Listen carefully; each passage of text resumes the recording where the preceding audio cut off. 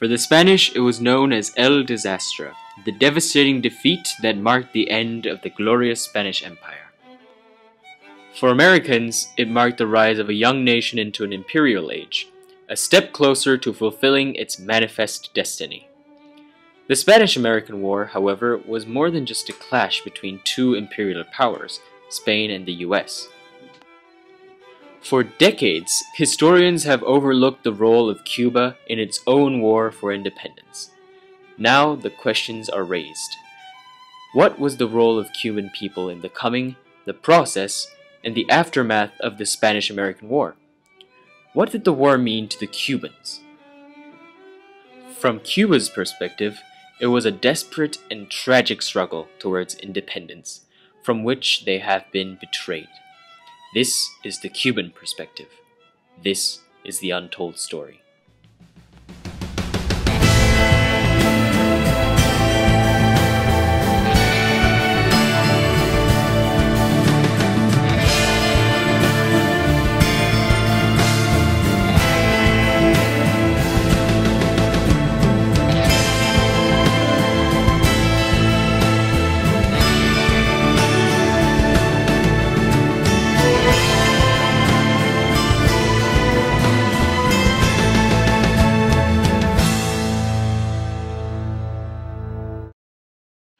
How exactly did Cuba end up in the middle of a war between two imperial superpowers, Spain and the US?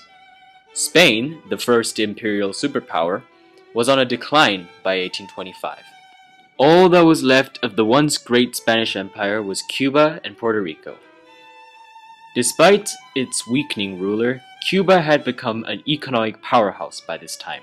Combined with the latest agricultural technology and Havana, a port city of 140,000, Cuba became the world's leading producer of sugar.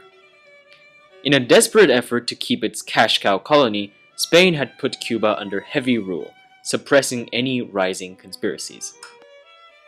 The tragic ties between Cuba and the United States began during this era.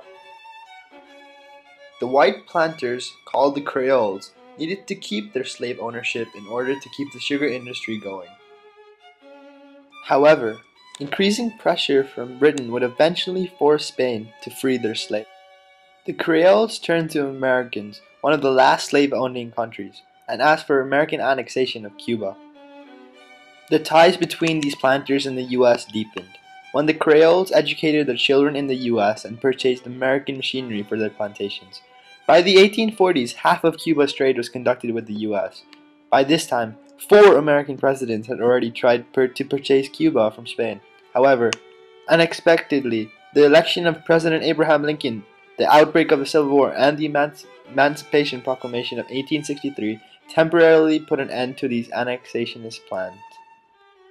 With the annexation dreams gone, the Creoles were left with their old ruler, Spain. They knew that slavery would soon stop being their source of power. Thus, they turned to social reforms. If blacks were to get equality, so should the Creoles. They demanded their political equality to the Peninsulares, the Spanish-born top of Cuban society. When Spain did not accept these proposed reforms, a frustrated rebellion broke out, known as the 10 Years' War, in 1868. A common sight was a Creole chanting, "A España no se le convence, se le vence." There will no longer be any negotiations with the Spanish. Unfortunately, the struggle for independence failed. This was caused by disagreements of political ideas within the different races and ranks of the rebels. Although the revolution failed, it left an impact on Cuba. It raised Cuba's nationalism as it united Cubans against a single cause. However, it also caused Cuba's economy to greatly decline, giving the US a chance for a commercial penetration of Cuba. Cuba, US was the savior. After the implementation of the generous McKinley Tariff of 1890, followed by the US reinstating a 40% tariff on Cuban sugar imports, Cuba repaid the US with dominance over their sugar markets. This led to US dictating Cuba's economic developments. After the failed rebellion, and while the US was slowly dominating Cuba's economy, a young Cuban named Jose Marti planned another rebellion. In 1895, José Martí, a patriotic poet, and his fellow conspirators made another bid for Cuban independence. Rebels from the 10 Years' War were called upon once again. A rebirth of Cuban nationalism occurred from this, and people from all social groups supported the cause. This time, however, not only did they ask for independence, Cuba also asked for heavy reforms of its social system. To the Spanish, Cuba was asking for too many things. The Spanish response was harsh. Some 200,000 troops were fielded under the command of General Martinez Campos and the Machiavellian General Valeriano Weyler, nicknamed in the US as the Butcher. The first thing he did to resist the Cuban rebellion was to force 300,000 Cuban civilians into concentration camps. When Senator Redfield Proctor of the US Congress visited one of the concentration camps, he described his shocking discovery in a speech on March 17, 1898. "Outside Havana all is changed. It is not peace, nor is it war. It is desolation and distress, misery and starvation. From all the surrounding country the people have been driven into these fortified towns and held there to subsist as they can.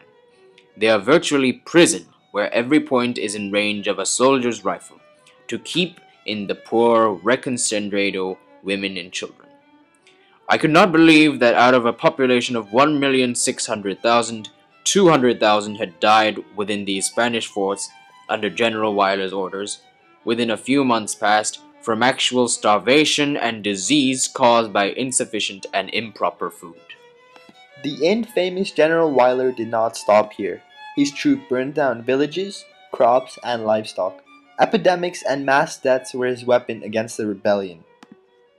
However, several years into the war, new Spanish generals tried to defuse the crisis by offering consolation, including amnesty to rebels. Why the sudden change in Spanish policy? This is because Spain was being economically crippled by this conflict, and their losses were heavy. By the middle of the war, Spain had lost 60,000 troops in Cuba. However, the victory story of the rebels is exaggerated. Rebel groups such as General Jose Hernandez and his small group of soldiers show that they only had made up a small minority of the Cuban population, while thousands of other Cubans fought on the Spanish side. Before the US intervention, it seemed that no one had clearly won the war. At this point of time, awareness of the Spanish rule in Cuba was spreading in the US. Yellow journalism, such as Joseph Pulitzer's The World, was doing its finest job at publishing the sensational stories about the Cuban rebels and the harshness of Spanish rule in Cuba. Extreme journalists, such as William Randolph Hearst, criticized Weyler's cruelty. "He is a wolf, a brute, the devastator of the estate, and the outrager of women. There is nothing to prevent his carnal, animal brain from running riot with itself in inventing tortures and infamies of bloody debauchery." The journalist also published anti-Spanish illustrations, including that of a Cuban girl being strip-searched by Spanish soldiers. All these led to the buildup of anti-Spanish emotions in the US, and they finally came to a burst when an American battleship, the USS Maine, exploded in Havana Harbor on February 15, 1898. Spain was blamed and US went to war against Spain. "Remember the Maine, to hell with Spain," was the slogan for the war. Many Cubans welcomed the US-Cuban rebels, including the famous General Maximo Gomez. He welcomed the US intervention more than anyone else. The rebels were promised independence, and the United States had convinced the rebels by adopting the Teller Amendment, which supposedly would prevent the full annexation of Cuba by the US. Some elites of Cuba were even asking for annexation of Cuba by the US. After the US intervention, Spain was practically destroyed in Cuba. The US was a tremendous help to Cuba's victory. The "splendid little war," as Ambassador John Hay had put it, ended in just 4 months. However, even during that short period of time, it was clear that the US troops and the Cuban rebels were not getting along. US commanders detested the unorganized rebels, and in their racism they formed a notion that Cubans were not capable of self-government. US General Samuel Young described the Cubans as a lot of degenerates, no more capable of self-government than the savages of Africa. Cubans, on the other hand, were hesitant in handing over control to the US forces. The rebels had been suspicious of the US's plans for Cuba. This conflict between the two allied groups caused the Cubans to stand on the sidelines while the US forces fought the Spanish.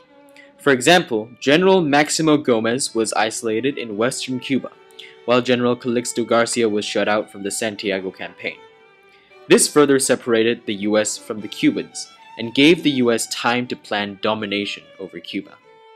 While the US was secretly planning, the Treaty of Paris was signed on December 10, 1898, ridding Spain of most of its colonies.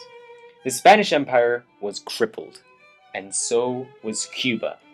The Ejército Libertador, or the Cuban Liberation Army, was forcibly disbanded in 1899, while the Cuban Revolutionary Party, the only remaining form of self-government in Cuba, died with its leaders. The island had been devastated by years of war, even before the US intervention, and was left vulnerable to foreign political control and further economic penetration. Finally, the Cubans were backstabbed by the US when the Platt Amendment had passed. It granted the United States the right to intervene in Cuba to maintain political and economic stability. US now practically dictated Cuban foreign and financial policy. When Cuba was proclaimed a republic in 1902, it had actually become a US protectorate. Even until now, the betrayal by the US still haunts Cuba. Through the 10 Years' War, the War of Independence, and the Spanish-American War, Cuba had desperately struggled to attain full independence. Instead, they suffered foreign domination and economic dependency on the US. Thus, the countless efforts of Cuba had been forgot.